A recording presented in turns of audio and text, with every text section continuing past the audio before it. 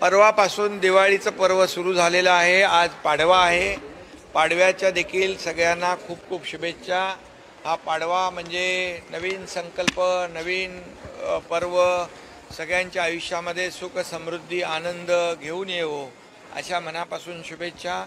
सगळ्यांना शुभेच्छा। तमाम महाराष्ट्रातल्या लाडक्या बहिणींना, लाडक्या भावांना, लाडक्या ज्येष्ठांना, लाडक्या शेतकऱ्यांना सगळ्यांना शुभेच्छा। बळीराजाचं आलेलं संकट दूर हो आणि त्याच्या आयुष्यात देखील हा पाडवा सुखाचे, आनंदाचे, समृद्धीचे दिवस घेऊन येवो।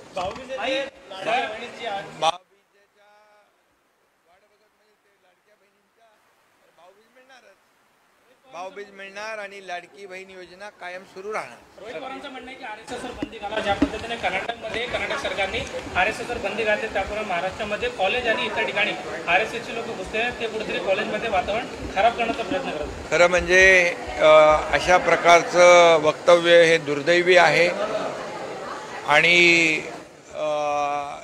निषेधार्ह आहे।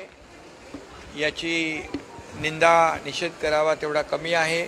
कारण आरएसएस राष्ट्रीय स्वयंसेवक संघ हा एक कडवट देशभक्त, राष्ट्रभक्त ही संघटना आहे आणि कधी जेव्हा आपत्ती संकट येतं त्यावेळेस आरएसएस ही संघटना धावून जाते आणि प्रखर राष्ट्रभक्त आणि देशभक्ती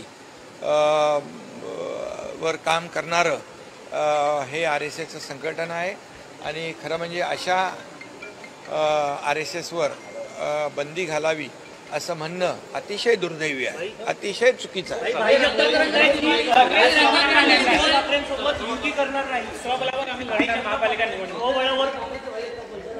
आता लोकशाहीमध्ये प्रत्येकाला अधिकार असतो आणि लोकशाहीमध्ये प्रत्येक पक्ष आपापला निर्णय घेत असतो, त्यामुळे त्यांचा तो निर्णय असेल। त्यामुळे मी